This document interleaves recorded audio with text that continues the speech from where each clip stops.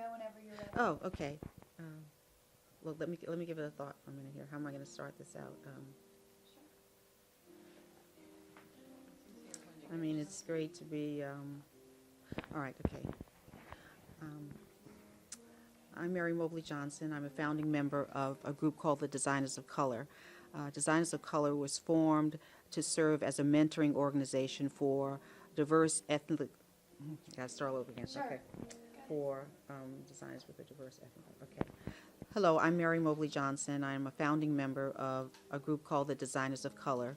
We're interior designers located here in Atlanta, and the group was founded in order to serve as a mentoring arm for interior designers from a broad, diverse ethnic background.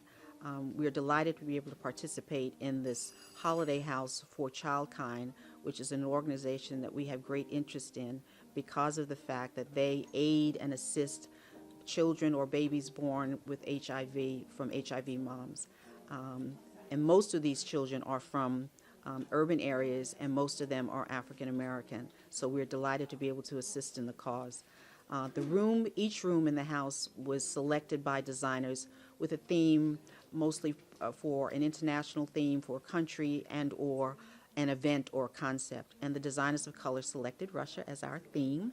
And the room represents a winter wonderland, walking through the white snows of Russia, looking at St. Basil's Cathedral and the lights that shine upon those cathedrals during the holiday season. But we also wanted to bring some color into the space so that we tried to replicate the Fabergé eggs, the Jewel to the Tsar and Tsarina of Russia. And so as you see, as you go through the space, you'll see the jewels hanging from the archways and the jewels at the front of the space. Okay, thank you. All right. That sounds good. It was great. Here. I guess just tell me about how Childkind is involved with this. Okay, all right. Just however. Okay, all right. How Childkind is involved with Holiday House and what it does for us and how we use the money, perhaps? Yes. Okay. Do I need to introduce myself or anything like that? You could. It would be good. But we'll have a super, and we'll have your name. Okay, But- I just wondered for your purposes if it helps. Yeah, it would help just at least so the editor knows your name. But Yeah, I'll have it written okay. down for him too. Oh, okay. But you can introduce yourself because it'll probably sound really good.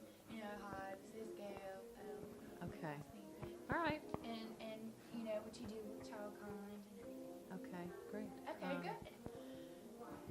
Just let me know when to go. Whenever you're ready. Oh, okay. All right. Well, we'll just rock and roll. Hi, my name is Gail Evans. I am the Executive Director of Childkind. Childkind is the only nonprofit organization in Georgia serving children with serious medical conditions. And we do that by providing foster, adoptive homes, and daycare for children with conditions like cerebral palsy, autism, fetal alcohol syndrome, HIV and AIDS, and other children have a host of complications due to various complications during birth or prior to birth. And so we recruit and train foster and adoptive families who are willing to take these children into their homes and provide all of the nurturing and love and medical care and various therapies that they need to grow and thrive.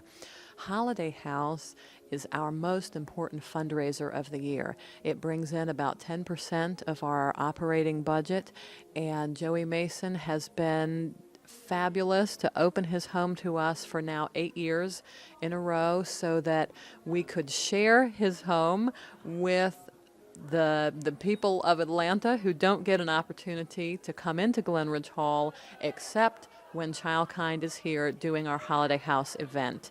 And we are thrilled this year to have an international flavor to Holiday House. Each of the rooms is reflective of a different country's celebration of the holidays. So even if you have been before, come back this year because you're bound to see something very different than what you've seen before. and tickets are $10 for adults, and I think $5 or $6 for children. And we would love to have you. It takes about an hour to go through the house. You can get lots of ideas that you might want to use in your own home. If you're not that artistic and you just want to come and be in awe of what these wonderfully creative people have done, then it's just a great way to unwind and sort of slide into the holidays. Right. You're good. You're very good. Well, you can use whatever you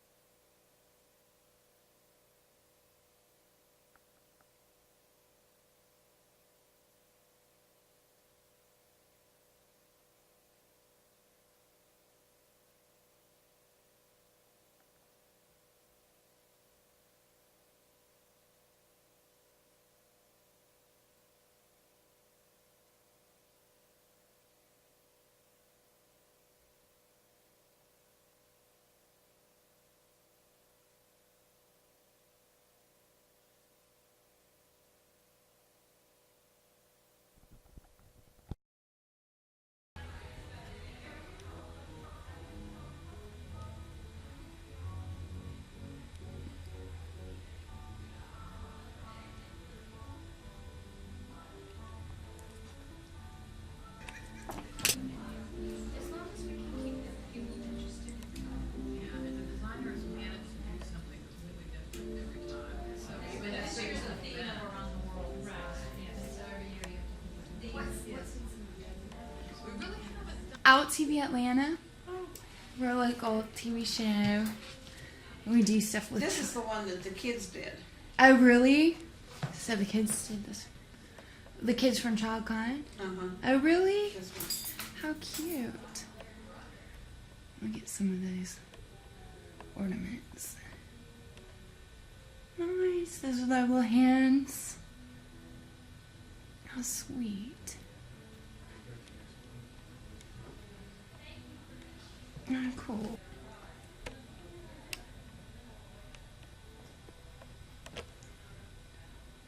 I have somebody that comes in and does my houses that way. I sell real estate. Oh, really? They take video of my houses. Oh, that's cool. And they do like 4 shots, you know. Uh-huh. Oh, that's great. So people...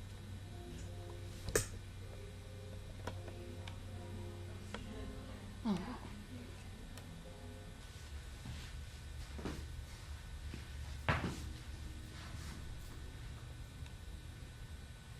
Empire Suite.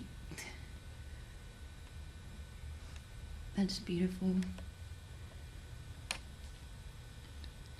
What a pretty angel.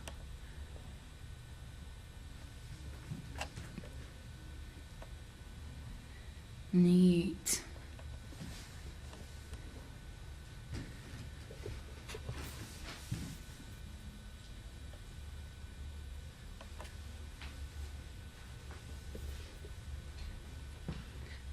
Then there, that's that. I haven't seen her either. Maybe she's on punishments or doing her business. So this is a private home. Oh, yeah. That is so neat. Wow.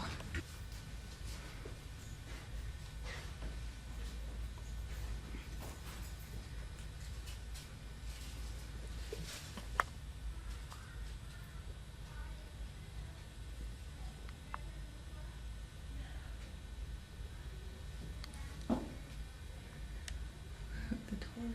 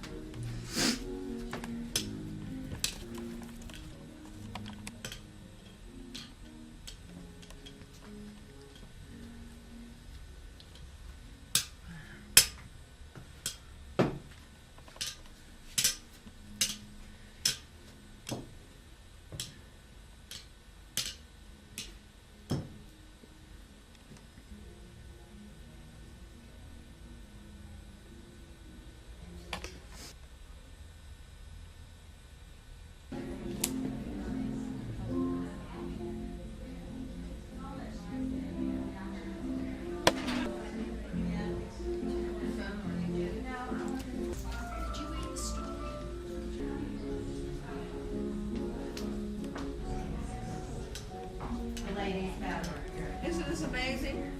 Yes, it is.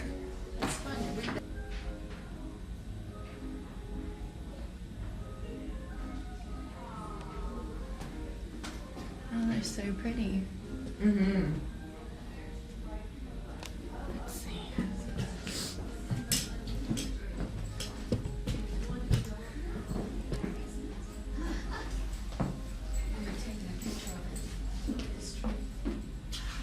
Oh my stars. Isn't that unbelievable? I know, everybody gets the same look.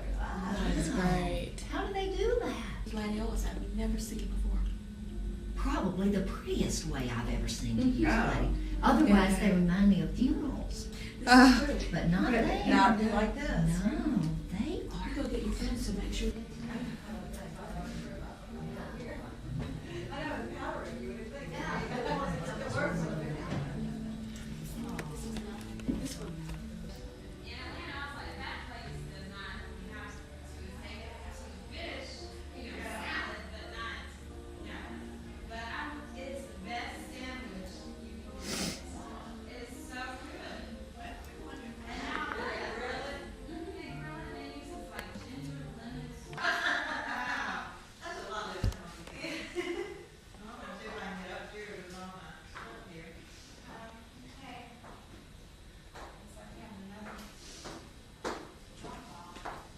Excuse me. Oh, sure.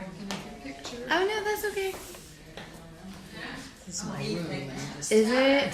This is cool. Now, This there is are lights pretty. on this, but I don't know how. Excuse me, where do we get tickets or whatever? At the front door. Well, we must.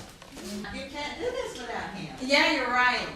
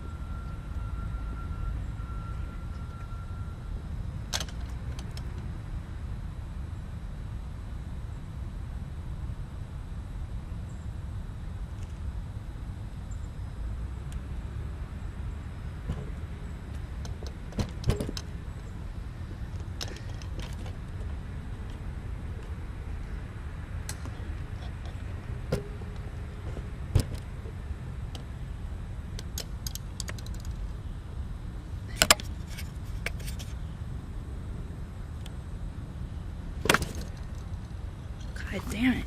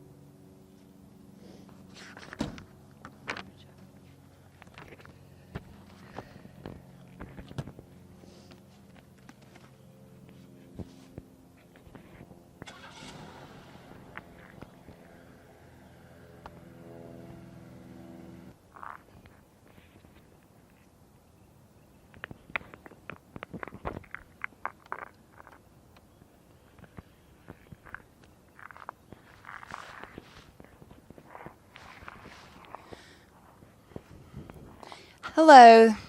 Hello, this is Leanne Reed. You're joining me at the historic Glenridge home. Oh, what is this called? Glenridge Hall.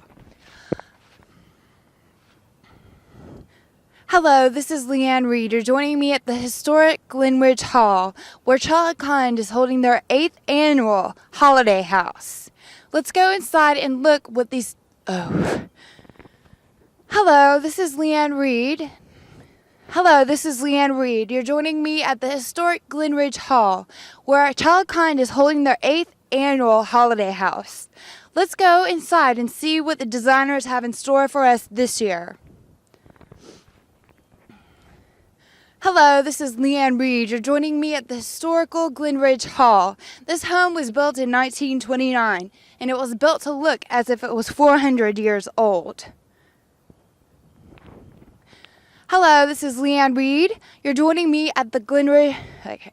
Hello, this is Leanne Reed. You're joining me at the historic Glenridge Hall. This home was built in 1929, and it was built as if to look... Hello. Hello, this is Leanne Reed. You're joining me at the historic Glenridge Hall. This home was built in 1929 to look as if it was built 400 years before that. This is the site of the 8th annual Child Kind Holiday House. Let's go inside and see what the designers have in store for us this year. Hello, this is Leanne Reed. You're joining me at the historic Glenridge Hall. This is where Child Kind is holding their 8th annual holiday house. Let's go inside and see what the designers have in store for us this year. Hello, this is Leanne Reed. You're joining me at the historic Glenridge Hall. This is where Child Kind holds... Okay. This is Leanne Reed. You're joining me at the 8th annual holiday house. It's located here at the historic Glenridge Hall. Inside, different designers have designed it to look like the... Hello, this is Leanne Reed. You're joining me at historical... Hello, this is Leanne Reed. You're joining me at historic... Hello, this is Leanne Reed. You're joining me at the historic Glenridge Hall. This is where Child Kind is holding their 8th annual holiday house. Now we'll go inside and see what the designers have in store for us this year. Hello, this is Leanne Reed. You're joining me at the historic Glenridge Hall. This is where Child Kind is holding their 8th annual holiday house. We'll go inside and see what the designers have in store for us this year. And I'm sure one of those will work for you. And it's a little dark inside, but hopefully you can see some of it. But anyway, it's cold, and I'm just waiting for the shuttle bus.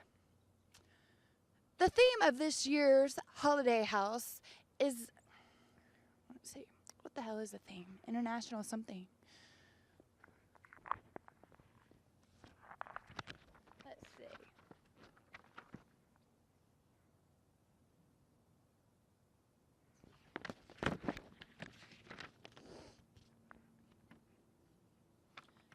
Let's see.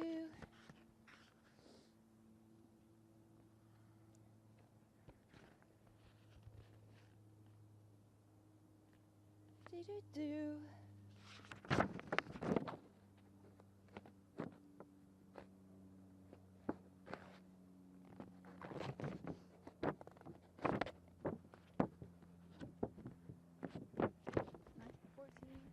1482.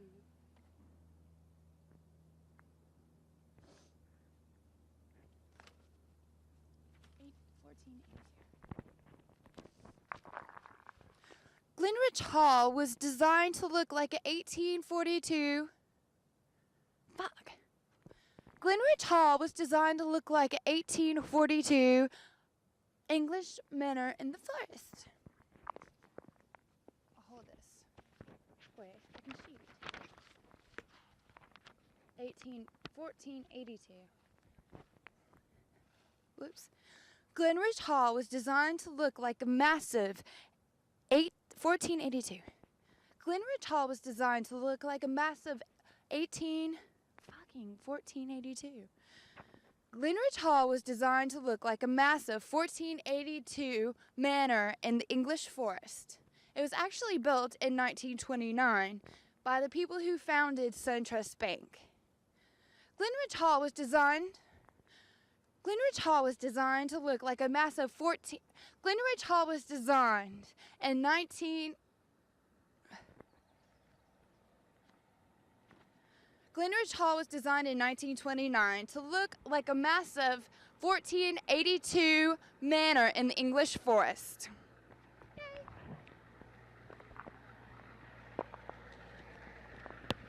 Our bus is here.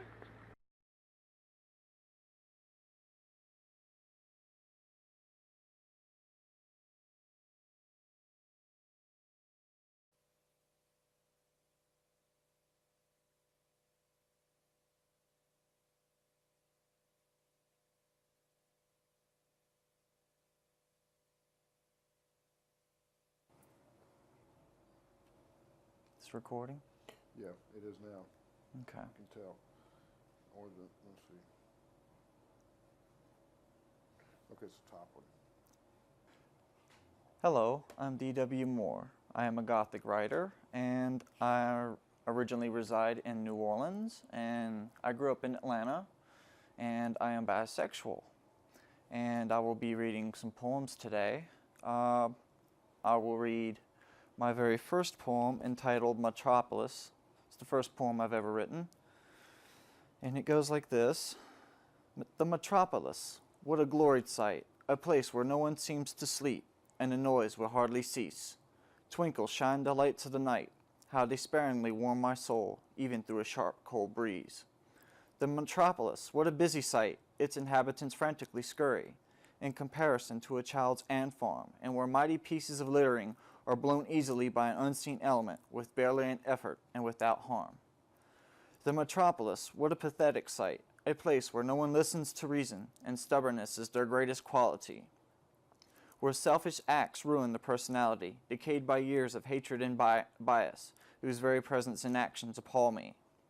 The metropolis, what a horrid sight, its inhabitants are never safe, targets of chaos known as crime, where guns are the only solution and killings are yesterday's news, which will continue to the end of time. And let's see.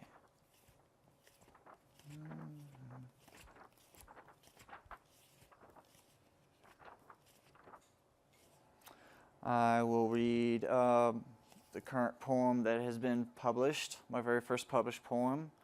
It was published this summer through the International Library of Poetry, and it's entitled Nightmares. Laying down 'cause I'm sleepy, manifesting dreams so strange and creepy, scaring to death my inner child, an innocence once unblemished, now defiled, submitting to its terror, an unwise decision, my error. I'm being stalked by the boogeyman, who claims he is my biggest fan, shaking in fear under the sheets, where the heart of a coward safely retreats. In the dark I try to keep myself awake, never knowing how much more of this I can take. There's a monster underneath my bed, from my ceiling fall drops of red. All around my room I see glowing eyes, and layers of blankets muffle my cries. Echoes of demonic laughter fill the air, hugging the pillows tighter while they stare. As the cold sweat dampens my skin, I wait and hope to reach daylight again. And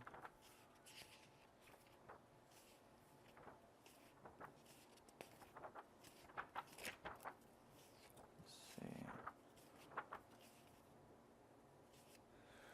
This is one of my very favorite poems. It's the longest one, but it's very good. It's I've written it in '95, and it's entitled A Dream of My Demise. While walking through slumber's door, in nocturne's enchanting hour, a nightmare wakes my inner eye. I can feel its evil power. Something's terribly wrong. It seems too real to fantasize, as the plot unfolds and reveals the details of my demise. I see myself in the dark, walking all alone, down a musty, deserted alley. My gut instinct should have known. Yes, this is where my life ends, by the blade of a knife, taken by a psychotic killer with no regard for human life. As I lay helpless and bleeding, it's apparent I won't survive. Faithless, I shall not prevail. Death will soon arrive. I see someone in the shadows. Has he come to save me? Is it so? Looking closer, I recognize the hideous shade. It is the Grim Reaper, incognito. Now I see my funeral on a dark, rainy day. Umbrellas surround my gravesite as they lower my casket away. Knowing all who attended, even my friends with teary eyes, I see them all, God bless their souls, finding it hard to say goodbye. The services are over, they are shoveling dirt in my face. A bell tolls somewhere in the distance. Darkness enshrouds the sacred place. My eyes are sewn shut. I can't move. I can't breathe. My flesh slowly rots, and my coffin's filling with heat. A stench covers my body. Is this my fate to come? For death to exploit and defile me when I am gone? I wake up screaming in horror to find myself in bed. And a sudden relief comes over me to find that I'm not dead. But how strange my body feels to be riddled in pain, and a function called memory dreadfully returns to my brain. Quickly, I turn on the light. My room isn't my room. I smell the scent of a hospital and feel the semblance of gloom overcome me as the nurse comes in to change the bandages on my chest, cleaning my stab wounds, telling me to get much rest. I asked the nurse in panic and confusion. I implore, what happened to me? She looked rather nervous but replied, you were found stabbed in a dark alley. Let's see. This one's a good one. It's entitled Tears of Crimson. I've shed them all my life, sometimes in petrified silence, sometimes in amplified rage. Scars adorn me inside and out, where they've long dried up, but still stain my life's pathetic page. An unknown face, an unlikely crowd, where nobody is king. What I am and all I've possessed have always meant nothing. Fallen drops of scarlet are swept from my cheek, from wounds that are beyond skin deep. I will only be recognized when I shake the Reaper's hand in the safe haven of eternal sleep. And that was from my first book, Nocturnal Monstrosity and Other Poems. And I'll read a couple out of my second book, Poems Seen Through Dark Lenses. Let's see. This is a good one. It's entitled Wanderlust. Here for one moment, and gone in a split second, I'm the Georgia blackbird who took to the wind. A sandstorm that came and went, leaving a trail in the dust. An irrational spell that still vexes me, this tainting of wanderlust. Instability, the sole conspirator, with its destructive allure, has taken my integrity to call its own, and made it impure. On highways chasing a mirage that tells me to follow, but there's no sign. No matter how many miles I may travel, I will never have what's rightfully mine. The road has aged me quick, making rags out of my clothes. I'm a weary man who can't sit still, although my bones beg to repose. Driven by an urge all maddening, close enough to call a mental defect. It's the hidden element of danger that gives it an irresistible aspect. Wandering the vast regions, over the hills so far away, to know where I've gone, follow the footprints, deeply embedded in the Georgia clay. And this one I wrote about where I currently live, in New Orleans, and this one's entitled The Big Easy. Another one is slain tonight. There is much talk. An outline of a man is again drawn in chalk. When the zipper closes up the bag, the face is seen no more, and his blood that stained the ground hasn't yet congealed its reddish gore. John Doe, victim of a drive-by, gunned down in the Big Easy, will end up like the others and remain an unsolved mystery. From thugs slinging heroin to killer cops on the beat, anyone can get away with murder if they're smart, even in a crowd on Canal Street. Enemies conceal themselves as friends. Indiscriminate traitors, white or black, will shake your hand and smile in your face while they stick a knife in your back. No one is safe now since they killed the man upstairs. That's why you were ignored. He was dead and couldn't answer your prayers. This, let's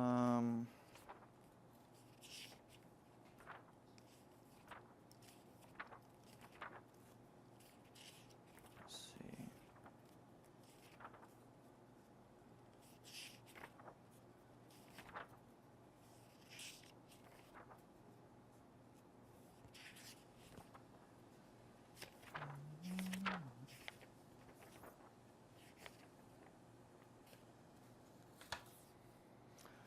This is one I entitled The Manacles of Life. The ticking of seconds, holding steadfast, were not meant to last. Beyond the silence of my years, amid the irritations between my ears. Ah, sweet solace in my view, I can never find relief in you. My time in the limelight grows dark, a contrast that is quite stark. So what dreams may I dream down sleep's ethereal stream? They could never take the place of the love and the smile on my woman's face. For she's the reason I kept on living a cruel and miserable life so unforgiving, rewarding no semblance of leniency or the pardon of non-dependency from invisible manacles that inhibit any freedom, albeit whatever chores that serve the wants and needs of my delusional rants. Dreams in death stir me from the deep, as the decomposition around me creeps. The hold of life will not let me be. Even the event of dying won't set me free. Let's see.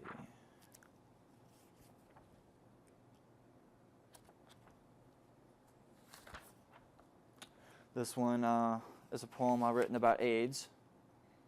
And the way I feel, I still don't think many voices are heard. And we still have a lot of work to do before we can clear this away from what we know as life. And this one's entitled Angels in Deep Sorrow. Sores decorate our skin today, and pain sends shocks to our frame. The body had become numb after the mind went lame. Any hope of living long would be totally ridiculous. The man in the robe with scythe in hand has long cast his glance on us. Their voices have spoken, but still remain unheard. Reputations burn in shame, all because of 4 words. Angels in deep sorrow, unsung heroes gripped by despair, dying so silently, leaving a world that still doesn't care. Tears have dampened this page, but they were unseen. Verses written by hand, too sanitized and clean. Fear takes over the writer, but he maintains an open mind. If we must first understand and bond together if we are to decimate this disease and save mankind. But until this is put into action, we must give in to a much graver fate, facing extinction wrought by ignorance and carelessness in the veins of genetic trait. Angels in deep sorrow, unsung heroes gripped by despair, dying so silently, leaving a world that still doesn't care. Gnarled, contaminated flesh, a sight too eerie and grotesque. But what's got me scared, unable to move, is that I might be next. Cursed with the lesions that came with their deadly kiss. I never knew that the brief forever would hurt like this. Thank you for listening.